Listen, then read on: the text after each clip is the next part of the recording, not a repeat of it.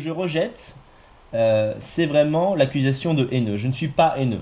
À 92%, les musulmans en 2012, ils ont voté pour François Hollande. Parce que vous êtes des grosses merdes. Je suis au RSA parce que cela me permet d'avoir du temps pour faire ces putains de vidéos que vous êtes en train de regarder. Idiot que tu es. Bande d'enflures. Bande de saloperies, va. Bande de pisse de fut. Vous êtes des saloperies, vous êtes malhonnêtes, vous êtes fourbes et vous êtes menteurs. Mais c'est beaucoup, et ben je les emmerde, voilà. Vous voyez à quel point les gens sont stupides. Qu'ils cessent de chercher à baiser nos femmes et qu'ils rentrent chez eux. C'est con, mais c'est con à pleurer, quoi. T'as pas fait ce qu'il fallait, connard, puisque les Français sont morts. Moi, ça me fout, et là pour le coup, je veux bien admettre que c'est de la haine. Ça me fout la haine quand je vois une église millénaire et qu'à côté de ça, je vois un kebab et un truc qui est en train de se transformer en mosquée. Tu as conscience que écrire c'est bosser, putain de ta mère. Enculé de ta mère, c'est ça que tu veux? Ils n'ont rien à foutre ici, et rien à nous enseigner. Hein, toute la ligne R à la con, là. Réconciliation de mes couilles. Dans mon cœur, je rigole pas. J'ai envie de tuer des gens. Tu vois, si je suis ouvrier, je peux pas faire une seule vidéo. Mongol. Donc là, mais non, moi j'en ai rien à foutre de ces commentaires, mais ils sont tellement idiots. Mais c'est idiot à un point que vous pouvez pas imaginer, quoi. C'est d'une bêtise, vous êtes bêtes, quoi. Parce que c'est ça la vraie lutte contre le sionisme et le projet cosmopolite. Tu remigres chez ta mère. Les arabo-musulmans cherchent des prétextes pour nous tuer, d'accord? Et je dis à tous ces petits idiots, toutes ces petites merdes du milieu nationaliste, regardez, ça c'est votre cul de travailleur. Je suis désolé, mais c'est comme ça. L'État, il vous encule, tu vois? Il vous prend de l'argent. Et après, qu'est-ce qu'il fait, l'État? Il le donne à des gens comme moi. Connard. Ça me fout la haine. Je ne suis pas haineux. Round one, fight. Je ne suis pas Pierre Sautarel de F2 Souche. Je sais quelle est la volonté de subversion et qui le fait. Je ne suis pas un identitaire. Votez identitaire. Ces attentats jouent pour nous au long terme. À chaque attaque islamiste, des blancs dépolitisés ou de gauche deviennent des identitaires. Pourquoi on en arrive à faire des identitaires comme moi, Boris Lelay, on arrive à faire des généralités? Et voilà ce que je conseille et attends des miens maintenant très précisément. Un réenracinement identitaire. Je suis prêt à discuter, à créer le débat entre identitaire et réconciliateur. Des identitaires comme moi. Je ne suis pas un identitaire. Round one, fight. Si, j'ai un discours politique. Moi, je dis toujours que je pratique des amalgames politiques. On est tous les deux, on n'est pas politiciens. Moi, vous savez, je suis pas un politicien de... J'ai pas un projet politique très retorse, quoi. Je veux vivre entouré de blancs. C'est vrai que politiquement, Soral m'a appris beaucoup de choses. Et c'est vrai qu'il y avait vraiment ce côté où j'avais l'impression à un moment donné, d'engueuler mon père. Et c'est quand je lui ai eu en face au début du débat, j'ai réalisé que moi, j'étais en colère contre sa ligne politique. Je voulais en démordre. Je voulais lui montrer que sur certains points, il avait tort. Un artiste, un penseur, je sais pas comment tu te définis aujourd'hui. Artiste, c'est bien. Ouais. Artiste de droite. Si, j'ai un discours politique. Round one, fight. Il y a un contexte politique qui fait que la réconciliation qui à une époque était peut-être louable de tenter n'est pas possible. La réconciliation entre blancs et musulmans arabes n'est qu'un vœu pieux. Ceux-là même qui la prêchent doutent de la possibilité de sa réussite. Donc quand Marine Le Pen parle d'assimilation, évidemment qu'elle n'est pas idiote, elle est 100 fois plus intelligente que vous et moi réunis. Elle sait très bien que l'assimilation de toutes ces personnes qui nous cassent les pieds au quotidien et qui nous disent à chaque fois pas d'amalgame, à chaque fois qu'il y a des attentats, n'est pas possible. L'assimilation des populations extra-européennes que nous avons en France, qui sont pour l'essentiel des Maghrébins et des Noirs d'Afrique centrale, n'est pas possible.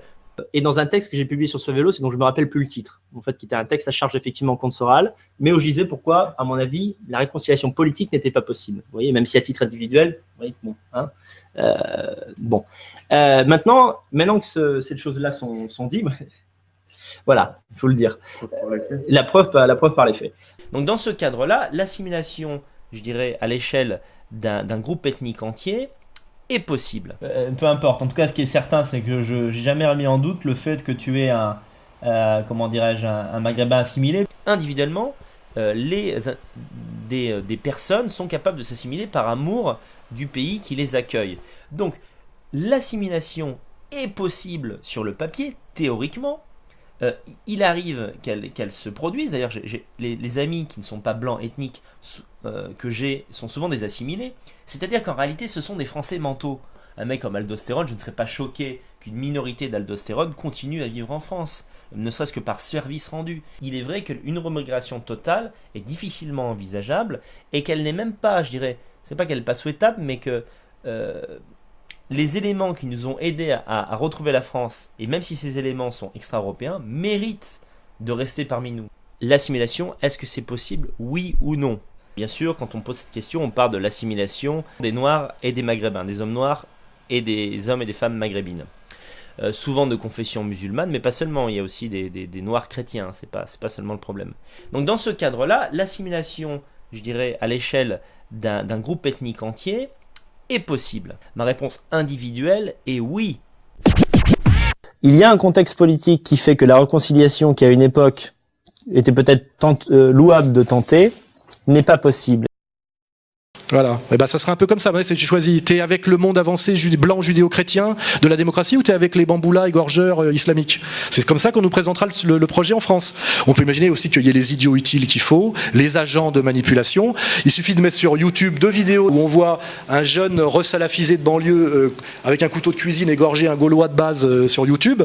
Et moi, j'ai plus qu'à aller me cacher. Hein. Je veux dire, la réconciliation nationale, plus personne en veut. Enfin, je veux dire, malheureusement, c'est comme ça qu'on fait. Hein. Faut pas oublier. Hein. T'as pas fait ce qu'il fallait, connard, puisque les Français sont morts. Hein, toute la ligne R à la con, là. La conciliation de mes couilles. You win. Round 1.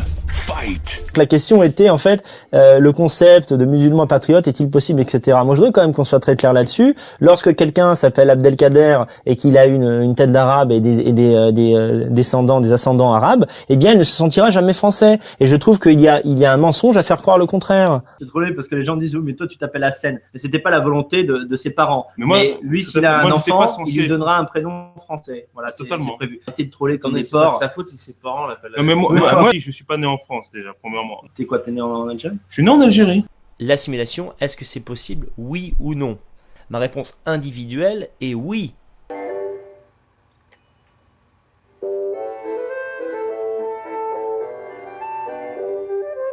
C'est un mouvement aconfessionnel qui a pour objectif très clair de faire la promotion du patriotisme, de l'amour de la France, chez les enfants de l'immigration principalement, je dirais musulmane, donc qu'elle soit maghrébine, d'origine turque ou subsaharienne. Pour nous, les jeunes musulmans français sont un point de départ.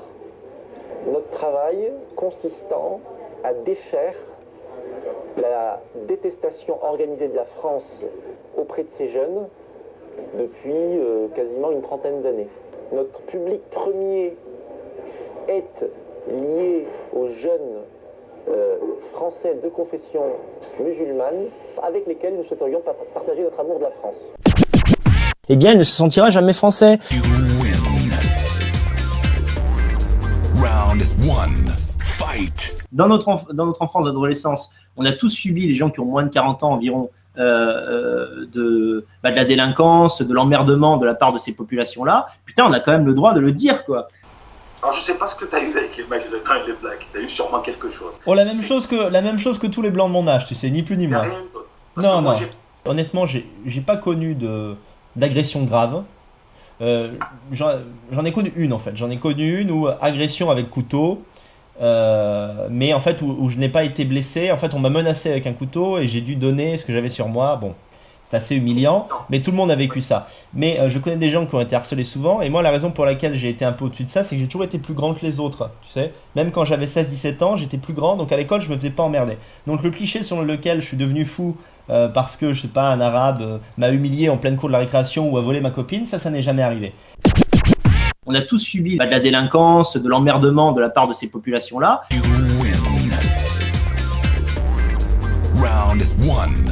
Fight. Tu n'as jamais rien fait, petit bonhomme. Si, j'ai posé des choses. Je compte créer une télé dissidente communautaire qui diffusera en direct, environ 2 à 3 émissions par semaine.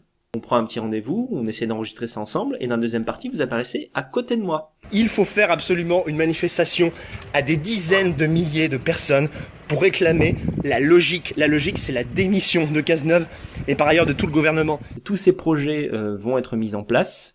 Je vous dis septembre, bon, j'aimerais bien septembre-octobre pour la télé, si c'est un peu plus tard, c'est pas grave.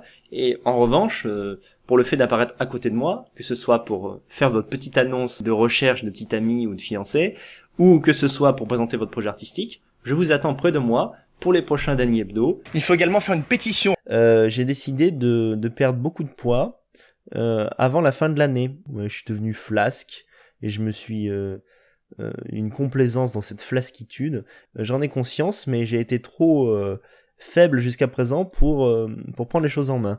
Il m'avait dit, quand tu parles de nous, tu mets notre t-shirt. Lol, j'ai perdu le t-shirt, les gars, je sais pas où il est, je suis une merde. Désolé, pardon. Quand je le retrouve, je ferai une vidéo avec. La semaine dernière où j'ai fait une vidéo par jour pendant 7 jours, mais vous savez le temps que ça m'a pris, quoi. Et si un jour j'arrive à générer assez de dons, ou lorsque je vendrai des bouquins, j'arrive à gagner assez d'argent, bon déjà j'aurai plus le droit à RSA, et je vivrai grâce à mes bouquins. Mes parents me disent ça, ils me disent mais t'es au crochet de la société et de l'État. Ou tu préfères que je te vende tout, des vidéos à 2 €, comme le reste de la dissidence. Je me lâche un tout petit peu plus en conférence. Certaines sont filmées, je ne peux pas les mettre sur internet. Par contre, je peux vous les envoyer par mail, si vous me le demandez gentiment. Et si vous m'envoyez 1 bal, que vous m'envoyez 1 € symbolique. Tu n'as jamais rien fait, petit bonhomme. Si, j'ai produit des choses. Round 1. Fight. C'est un détail, mais je vous mets au défi de trouver un texte où j'ai écrit ou dit en vidéo que je demandais à mes camarades de monter une milice ou de faire un coup. Cherchez bien et vous ne trouverez pas. Le logiciel ER qui déculpabilise les musulmans quasi systématiquement, tout en faisant se sentir honteux les blancs qui auraient eu l'audace de penser que tel ou tel acte de barbarie n'était pas de la faute des juifs, il méritait bel et bien qu'on se lâche et qu'on se fâche contre l'islam en France, est un pur incapacitant intellectuel et militant. Il méritait bel et bien qu'on se lâche et qu'on se fâche contre l'islam en France, qu'on se lâche et qu'on se fâche contre l'islam en France. Dans mon cœur, je rigole pas. J'ai envie de tuer des gens. Les arabo-musulmans cherchent des prétextes pour nous tuer, d'accord ? Je n'appelle aucun blanc à la violence, qu'elle soit préventive ou vengeresse, au cas où, s'armer légalement, selon ce qu'autorise la loi du pays, qu'elle soit préventive, au cas où, s'armer légalement.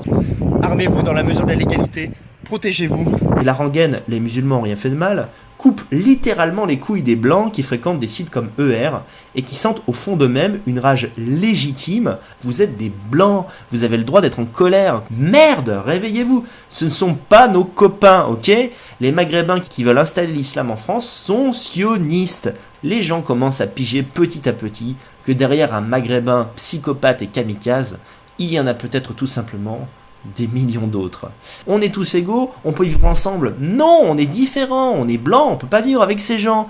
Un certain nombre d'arabo-musulmans en France sont des chiens fous, et avant que de dire et de titiller Jacques Attali parce qu'il a fait venir, eh ben, il faut les matraquer, quoi. Et pour ça, bien sûr, c'est pas moi, Daniel Corso, qui va les matraquer. Qu'elles soient préventives. Eh ben, il faut les matraquer, quoi. Avant des conflits à venir qui, qu'on le veuille ou non, finiront par nous réunir en fonction de nos croyances et de notre couleur de peau. Parce que la guerre des races n'est ni bonne ni mauvaise. Elle est inévitable. Par la tignasse de leur chevelure, de force, ils seront obligés de rentrer en guerre. Je n'appelle aucun blanc à la violence, qu'elle soit préventive ou vengeresse. Round 1. Fight. Je ne t'ai jamais insulté comme tu l'as fait toi.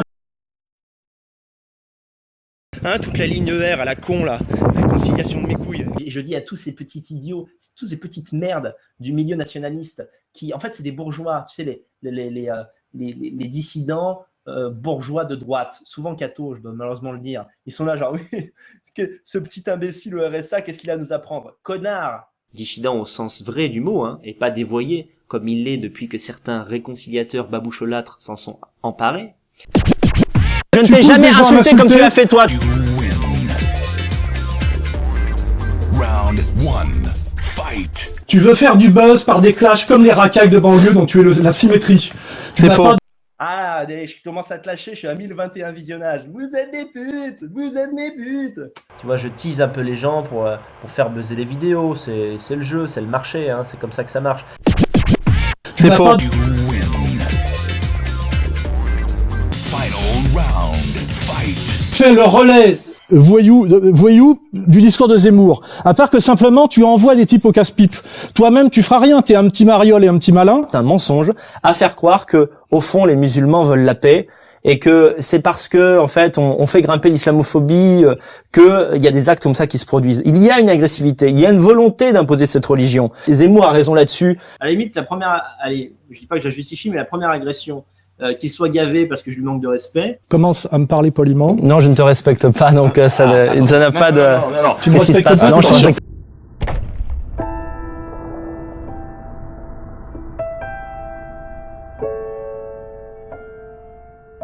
Moi, j'étais en colère contre sa ligne politique. Je voulais en démordre. Je voulais lui montrer que sur certains points, il avait tort ou qu'il mentait ou qu'il était malhonnête. Parce que quelqu'un qui est moins intelligent que vous ne peut pas vous apporter à long terme des choses. Vous voyez, ce sera toujours un poids pour vous. Et c'est tout à fait logique. Vous voyez, et même comme je l'ai dit, dans un principe d'échange culturel, il faut qu'il y ait une compréhension de l'autre. Il faut être sur la même longueur d'onde. Et ce n'est pas possible quand les différences de conscience intellectuelle sont aussi importantes. De la même manière que quand vous aviez 8 ans et que vos petits frères en avaient 3, eh bien, c'était difficile de communiquer avec lui. Et puis, vous cassez un tout petit peu les couilles quand même, quoi. Vous voyez ? Staline qui l'a amené à 30%, c'est parce que les gens en ont plein le cul des Arabes. Bordel! Putain, mais tu vas arrêter de faire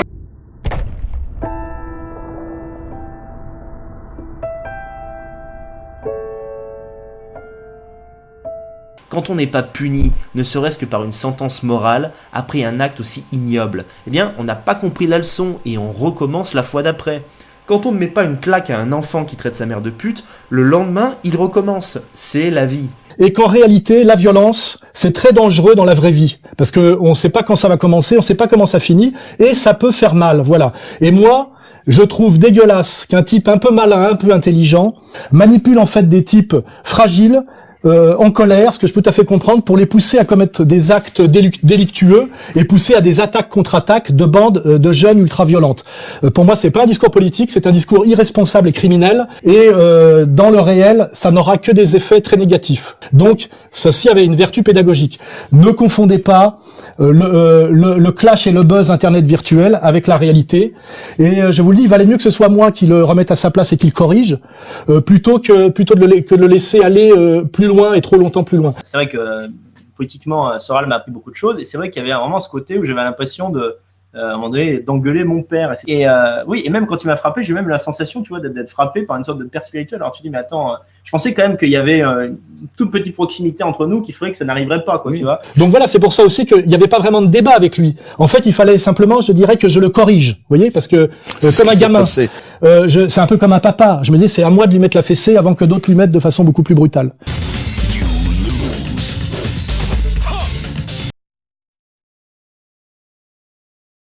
Si on demande de Ruby Grant en Italie, il n'y a pas de souci, j'irai.